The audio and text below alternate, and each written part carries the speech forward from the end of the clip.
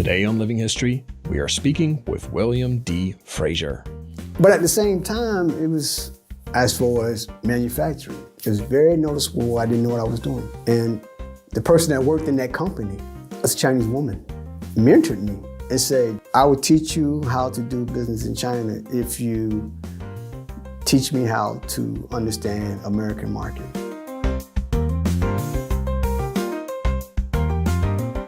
Today we're speaking with William D. Frazier, who came to China as a student in 2000, then became an employee, and eventually struck out on his own. He's a foreigner who didn't smoke or drink at a time when that was just what everybody else did to break the ice in business. And yet, William still managed to build a successful import-export business in China. About cultural exchange when doing business in China, the great importance of Southern chivalry, and the many memories collected along the way we're hoped to talk about today. William Frazier, welcome.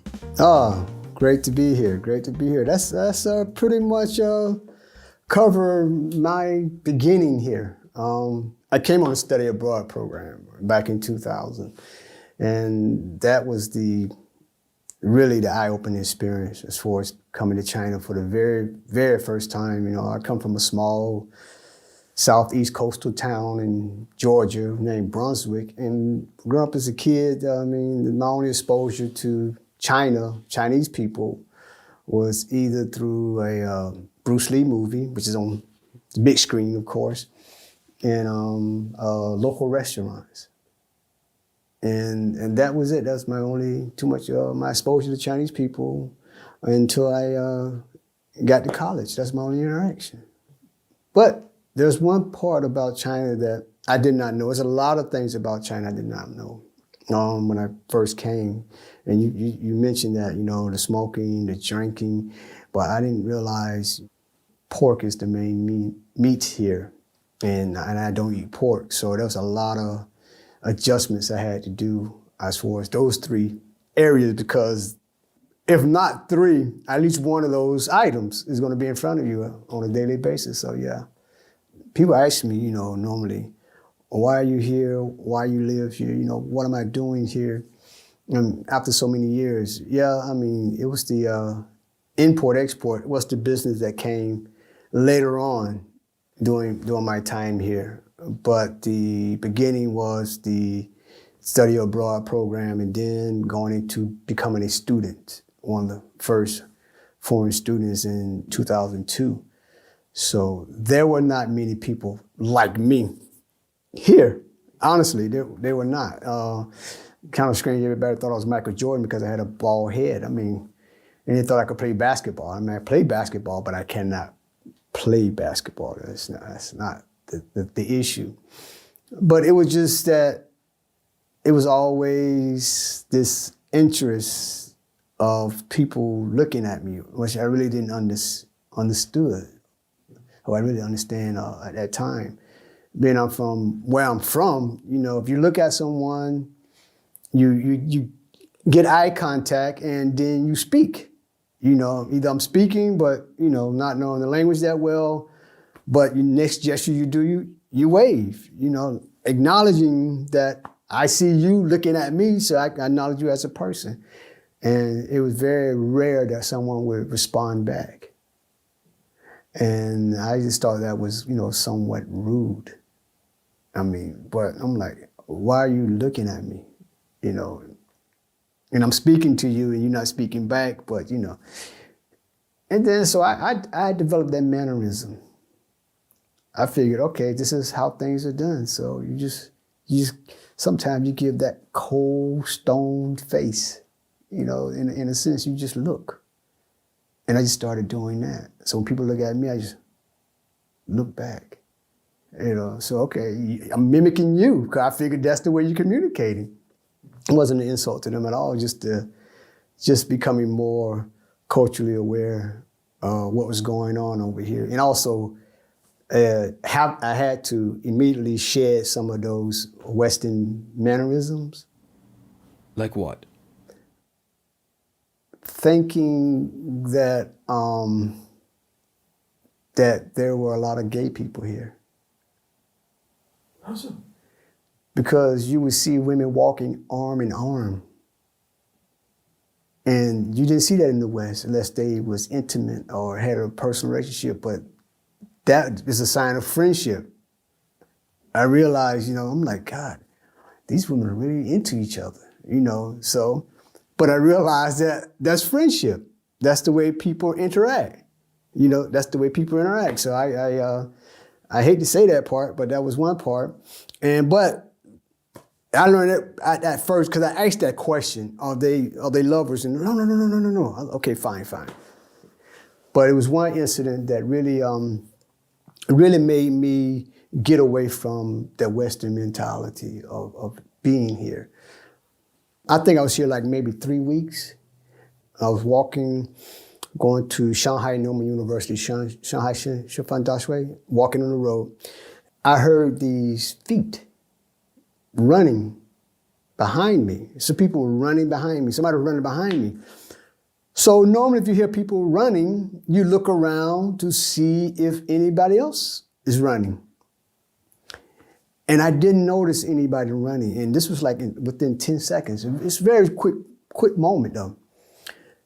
And I thought to myself, oh my God, this is it. Somebody's gonna hit me in the head. Well, here I'm a foreign black guy walking down the street. Somebody's gonna come and attack me because I hear somebody running behind me. So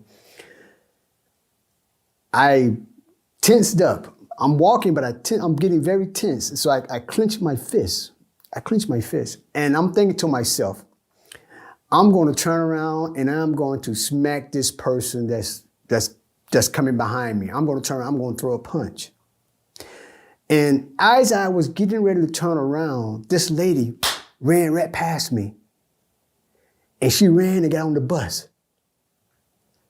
And I said to myself, oh my God, I am not in the US anymore. I'm in China and I'm safe. And that was my wake-up call, that I was actually in a safe environment. And then I thought to myself, I better run and get on this bus too, because if I don't get on this bus, I'm gonna, miss it. So you had that, I saw that a lot, people running to catch the bus. And I realized, why are these people running to catch the bus? Because it was a long time between the next bus to take you where you need to go. And, it wasn't many metro lines here and you didn't have a private car, so you had to learn how to do these things. And so I started riding buses because I wanted to know how to move around the city. I could walk, I could have a bicycle, but they're going to take you so far. And by getting on the bus, it has a beginning point, it has an ending point, and you get to ride around the city and see what is where, and that was me learning the layout of Shanghai. So I would just periodically get on a bus and just take me wherever you're gonna take me. And I just get off and remember the spot where I got off, okay, I gotta remember this landmark. So when I get back on it, take me somewhere else. And so that's how I became very curious about the city, about this country. But the curiosity actually started when I came here. Plane is on the tarmac, flying into Pudong Airport. It's only T1. You could just imagine, you're coming out of the plane, you're on the tarmac, you're on the top, coming out of the door, and no idea why I said that. It's just like I came out of the door like I'm some kind of royalty person or some famous whatever. And I just stepped out, didn't go down, just stepped out and looked at it and said, I'm going to live here. And it felt natural. It felt natural. Being here, it feels like, maybe in the past, part of me is Chinese. I don't know. Some people say you have Chinese. I don't have no idea what that means. Oh, you have Chinese, William. You've been here so long, you have Chinese. Okay, cool. It's just that I always keep that student mentality because I came here as a student. And also about my upbringing, I know that I'm a guest here. This is someone else's home.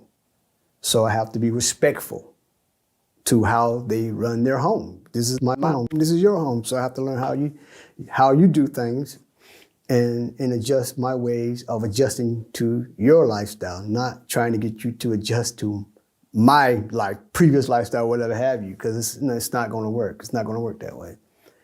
And that was it. And as I just continuously stay here and being here, I treat it like a classroom. I treat it like a classroom because I always very curious about this place. I can remember my first spring festival here. And I kept hearing about Spring Festival. I kept hearing about this big celebration. It kind of remind you of Thanksgiving and Christmas all rolled up into one and all these things. I'm like, wow, I got to experience that. I want to be here to experience that. Man, that was the loneliest time of my time. That's the loneliest time of my life. I swear. Everybody left. Everybody went home. Everybody I knew went home. And I'm like, oh my God, I'm stuck here. I have no idea what to do. You know, and then other people came from other places and came back to Shanghai. So they're with their family. They're all doing their family thing. Everybody's at home or going places. So they're doing it as a unit. And I'm like, I have no idea what the hell am I doing now, you know. That was lonely. It was rough. It was rough because I had this image. Again, I had this image of what I thought it would be. And initially at that time period, it wasn't. But I was prepared for the second one. People had gotten to know me. So they would invite me to their home. Where did you go? Where did I go for my first one? I think it was probably still in Shanghai. I missed so many of them. I don't know if I went to, I think it probably was in Shanghai. So yeah, a lot of drinking going on, a lot of smoking going on, and a lot of eating pork going on.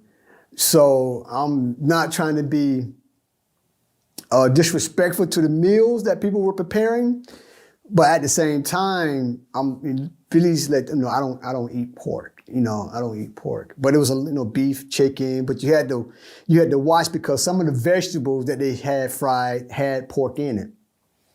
So I ate a lot of bread. I obviously ate a lot of chicken and beef, but it was it was not the what I was accustomed. Obviously, I wasn't accustomed to because I never actually participated in a family event like that before. But the atmosphere was very nice. The fireworks was so pleasant, and I was still wondering why everybody's sitting down watching TV. That blew my mind. I'm like, everybody watching TV, and I have no idea what they're watching. I see it, but I don't understand it, and so. I had to adjust to it, but it was a training ground. I had to understand what was going on to appreciate it more. I appreciate it more now after all the years of doing different Spring Festival activity. But during that time period, it was adjustments. A lot of adjustments I had to do, and being with friends, and it was a challenge because I mainly.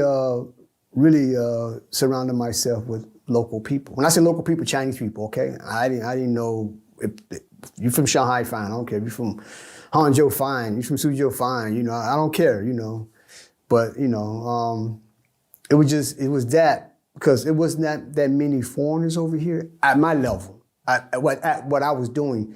Even though you had a lot of executive level foreigners, they had their own group. Here I am, a guy that came over here on his own. I sponsored my own self.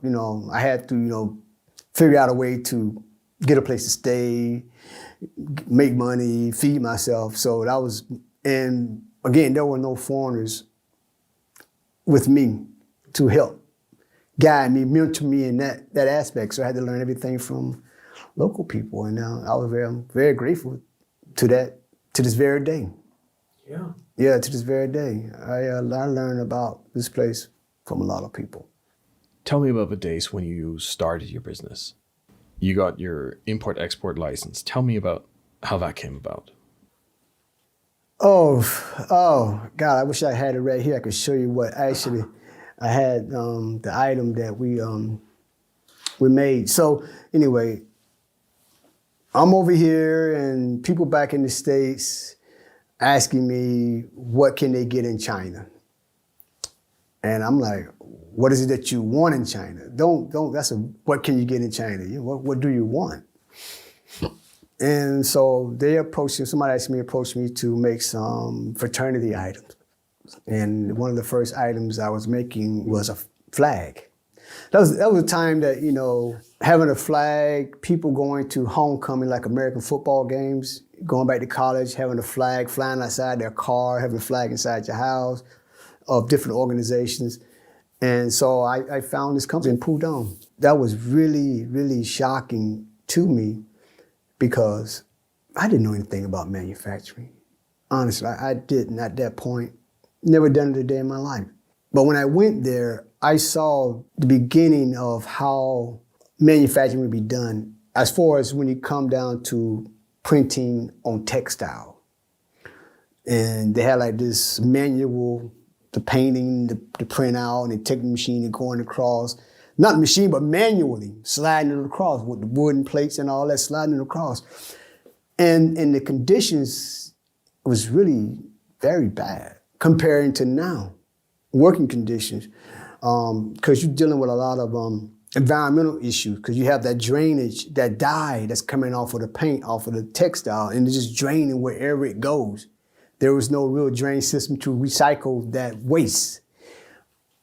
You had people that was breathing in that chemical all day long. They wasn't wearing masks. You're talking about early 2000s, okay? Okay, there was no mask, right? You're talking about there was no ventilation systems inside the factories. You had old fans back in the day, those old plow fans that we call them instead, big fans in the wall, but there was no, vent that's going to suck the air out of the location. So you're going into these environments and you smell the chemicals coming in. I'm thinking to myself, God, this is really rough work,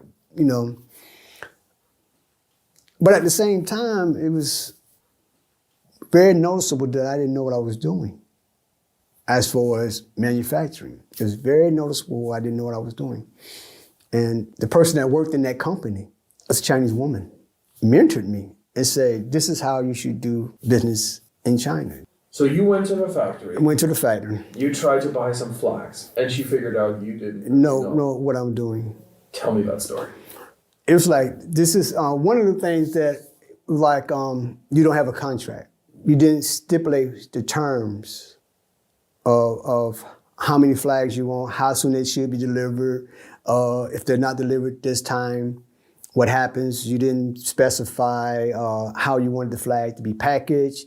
You didn't talk about how you wanted to be labeled, the shipping marks on the cartons, how many pieces should be in a carton, how you want it shipped. You don't know about the codes of the HS code, what's the duty taxes and all. It's all that basic stuff that you didn't know. Because all I said, I just want flags. I have this picture and I want to make flags. That's all I had. A picture and say, I want to make flags. What size flags you want? Do you want eyes on it? I'm like, yeah, I have eyes right here. But no, the eyes with the holes, for to connect it. And do you want the pip on it, the trimming of it? What weight of the material that you want? Do you want double-sided print, single-sided print? Well, you want them polyester, what percent polyester, nylon, all that type of stuff. I have no concept at all about what's required when you start manufacturing. And she pretty much took me on my wing and said, okay, I will teach you how to do business in China if you teach me how to understand American market. Oh, so you guys were able to help each other. Yeah. How old was she? Maybe 2 years out of college. I started doing it like maybe 2004, okay? And I was already doing some crazy stuff that you couldn't do as a student back then that you are allowed to do now, But I had to hustle. I had to hustle. And so I did that and was able to get the items shipped out. So we decided to apply for our own export license. And that was back in, 2005. And they was like just giving out export license like it was nothing. Like you want an export license, sign up for it, get it. What items you want to export. And we went across the gamut on everything. One thing I say, no military equipment, no airplanes. But pretty much everything else is on, pretty much everything else. You can name it, I probably have the rights to export it. And didn't know that was necessary, right? So we started doing that, and then we opened the business, opened the Shanghai America Direct Import-Export Company. We opened that and had a lot of employees. But that's when that part of me had to switch about to training, because you had a lot of young people coming, because everybody was coming to Shanghai. Everybody was going to major cities, but a lot of people were coming to Shanghai because the opportunities were here as far as getting a good job, growing in business, whatever, and everybody started coming here. So we found a lot of young people. You had a lot of people here bringing a lot of information, a lot of technology on how to make things.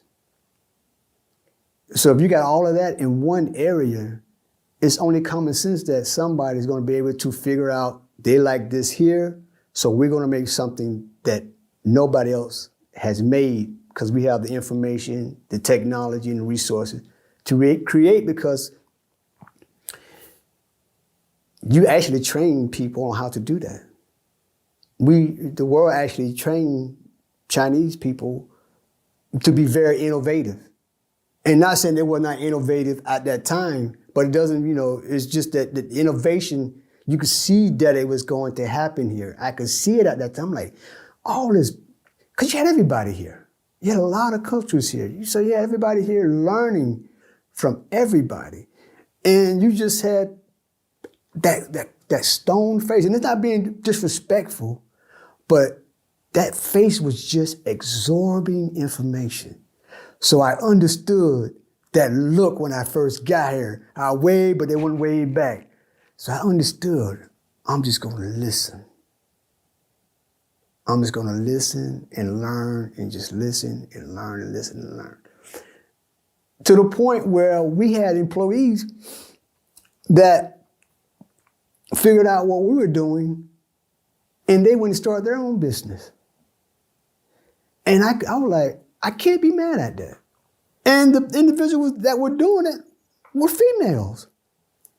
The Chinese women, they were, and they have no more than like maybe 2 years out of college. Maybe 2 years out of college, they got in and started these very, very creative industries that are very sustainable right now to this very day. And I'm like, this is some wild stuff. This is some really wild stuff. That these women are actually creating their own identity, making their own pathways. And I'm not just saying it just to be saying it, but I witness it, I witness it. And when I travel and go to factories, it's always, okay, you may have the male boss or whatever, a male husband, whatever, you may have that. But the person that's always, for me, the person that's making the decision is actually the woman. She has a very important role in how things are going to work, how things should go. As well as most of them spoke English, and so it's very easily to communicate with them, and they will understand, like, okay, William doesn't smoke, William doesn't drink. Oh, he's a good man. I'm like, okay, what does that mean? I'm a good man. Oh, you're a good man. You don't go out and get drunk and you don't smoke, so we don't have to worry about you making poor decisions. I think that's what it meant. I don't know. But also, I don't eat pork, so remember, I don't eat pork. I tell them that. Oh, sure, well, no problem. No problem, I don't eat pork. But it was just this constant learning about life here. And this is no disrespect to men, okay? But I think men, in a sense, are pretty much the same across the board in the aspect. You told me about how women here in China were very good at understanding how you ticked, how to make you comfortable. But how did you make them comfortable? How did you make them want to do business with you? How did you make them like you? I come from the women here, I guess, I come from a large family. I'm the last of 14 children. And I spent a good portion of my youth growing up on a farm. We learned to be respectful to women. That's the bottom line. We just learned how to be respectful to women. If you're getting out of the car, open the door for a woman. You walk in a room, you don't sit down until a woman sits down. You know, you don't do that. You help a woman with a coat. These small things, you know, don't hit a woman. All these small things are the kid growing up, and I just came here with that. So, you know, like when I go to their office, you know, they want to open the door first, right? They will open the door first, but I would stand like, you know, you go in first. You know, I'm gonna hold the door for you. Or they would stand up and then or a woman would come into the office and I would immediately get up. You know, and I wait till she sit down or I say thank you. And I just be just being me, you know. And I think that they were receptive to that. You know, I don't think that they saw that I'm kind of funny too. They say I'm kind of funny. You know, I crack a joke every now and then. I do humorous and silly stuff. And then, you know, by habit, by their culture, you know, they're covering their mouth, you know. But, you know, it was a very bad habit. Not to me, okay? That was something I saw and I was like, you know, why you cover your mouth? Oh, that's tradition, our culture. I'm like, well, I think you have a very beautiful smile. Can I see your smile? You know, no, okay, all right. That's just it. And just making each other feel comfortable and appreciate it. And I think we have to fight challenges, I guess. You know, me being a foreigner and they being who they are, it's just that's different. We have different challenges we have to face when we're trying to prove ourselves in a male-dominated industry or in society. And so we just keep going at it. What were the challenges that you saw them facing that you could identify with? Some of the challenges I see them facing is convincing others that they could do the work. It's challenging, especially back then. It's probably still challenging right now, even more so. So it's very challenging for some of them because of their traditional values, the way they're raised, that they want to do their own thing. But at that time, society kind of made it complicated for them to do it. Some succumb to it, but others, they own companies and are very successful at it. But it's a lot of hard work for them as well, because not only they're the general managers, they have to be the marketing person, they have to be the salesperson, they have to be the spokesperson. And what I mean about that is they have to travel to the other foreign countries because a lot of people were traveling. At that time, you didn't have many Chinese people that had passports. But as the industry's business started getting bigger and bigger, and there were a lot of trade shows in other countries, naturally, they had to travel to those other countries to promote their business. So they had to go to a lot of countries to do trade shows, and here they are traveling over there, being, you know, the marketing person, being the salesperson, being the spokesperson for their business. And it's very demanding at that time period, especially when English is the fallback language, you know, on the scene, but not as much as it is now. But back then, it's the fallback language when you're trying to negotiate and trying to get orders and trying to convince that people should trust you and trust your business to deliver what you say you could deliver. So yes, it's very challenging. Do you guys go together on trips like that? Yes, God, I spent a lot of time traveling. Oh my God. I think America probably was one of the most challenging, interesting places that I went to do a trade show. And it still is an interesting place for trade shows, especially coming from here. It was times that you could feel that the resentment, or not the resentment, that I am here I am, I'm in America, here I am, a black guy in America, here I am representing a Chinese company that's telling other people to do business with me. How is it possible that a black man that doesn't work for a corporation has a Chinese company, working with a Chinese company that comes to America to tell other people to do business with them? That's a very rare step. And coming from the South, I could see it.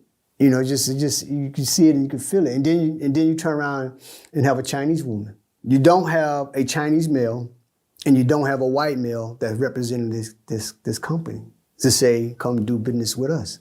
You don't have that. So that is the challenge in of itself when we recognize that. But it was just not just doing it in America. You had to go to other places. You had to go like Southeast Asia. You had to go to like Dubai and Middle East when Dubai was really growing at that time period. You know, those matriarch type countries, you know, it's very hard to get that convey that type of message across to them. But it worked out. It worked out. And the longevity of it all is that we were in it for, because we knew that this is going to be a very challenging process, but we didn't know how challenging it was going to be. And to get through all of that. Because when I finally moved over here, it was like in 2002. And the thing that happened in 2002 was SARS. And I stayed. And at the same time, you know, I was like riding the bus. Because that's when I was like riding, and the buses were not that filled up. People were not, you know, even though they were cleaning the buses, but everything was not shut down when like COVID. But you could still move around, you still have masks, but it wasn't, you know, it wasn't totally shut down. And so when COVID happened, I was like, okay, I seen this before, you know. I seen it on a smaller scale. So when SARS, so go back to the SARS part, that's when people start, you know, oh, be careful, China got SARS, you know, all the, be careful, don't do anything over this very bad, don't come back to America. You know, people telling me don't come back to America, you got that SARS and all that stuff. I'm like, you know, I really didn't have any intention to come back, whether SARS is here or not. For me, when I came, it was like nobody believed it. No one believed it. It had to be something that actually happened that triggered me to say, okay, I had enough. And again, I had a good job. I had a good local job, economic development planner for the city, for the city of Savannah. I had a good job. It was not like I didn't have a good job. I had a good career path. And after, you know, coming to China for the study abroad in 2000, then I came back in 2001, and I attended what's called this World Planning Congress that was at Tongji University. And I met this professor, and I'm completing my master's in urban studies, and he asked me, what are you researching? What is your work? And prior to that decision, I had told my faculty advisor that I did not want to write on anything about the U.S. For some reason, I said, I don't want to write on anything about the U.S. I don't want to write no urban study, no economic development plan about the U.S. I just didn't want to do it because I felt like it was useless. Everybody did that. But when I came and they asked me what I wanted to write about, I said, I want to write about the role of migrant workers in the economic development of China. And they just looked at me, what? I said, yeah, I want the role of migrant workers in the economic development of China. And they said, why that? I said, because these migrant workers and what happened with the Great Depression, the Great Migration. The Great Migration is a time period in the U.S. from the 1920s to the 1970s when a lot of black folks left the South and migrated to the North, to the industrial North, to help build up the Industrial Revolution in the U.S., to build that phase. And I saw a lot of migrant workers coming from the countryside, coming to the city to build up China. And I saw that comparison, and it blew my mind. It blew my mind. And that's what I did my research on. And that professor told me, said, once you finish, you should come back here and study for your PhD in China. And I did. I I came back, I enrolled in Tongji from 2002 to 2005. Crazy story. 2002, 2005, wrote my dissertation. Did not defend it. The same person walked up to me and said, William, you want to learn how to do business in China? And boom, here I am doing business, forgot about my dissertation. And that's the story of how I ended up here. But I ended up here because of 9/11. I ended up here because of 9/11. 9/11, I was going to work in the office. The boss called and said, turn on the TV. We turned on the television and we saw the second plane go into the tower. And it probably, I thought it was a movie. I was like, this is crazy. And for some reason, I sat down and I sent that professor an email. I said, is that opportunity still available to study for my PhD in China? And he said, yes. And I was here in February. So from September to February, that's just how fast I moved to China. And during that whole process of moving here, people are like, you're not going to do that. You're not going to do that. You're not going to do that. You're not going to do that. Started selling everything, you know, everything I could possibly sell, getting rid of it. You're not going to do that. And boom, gone.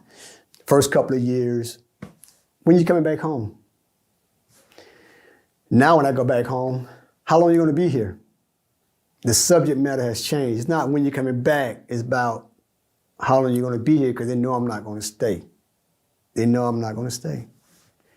Oh, back in America, prior to leaving, you know, when I told them I was moving to China, they were asking me, why are you moving to a poor country like China when you have a good job and career here in America? And my response was, that's a better opportunity out there for me than what's going on here in America.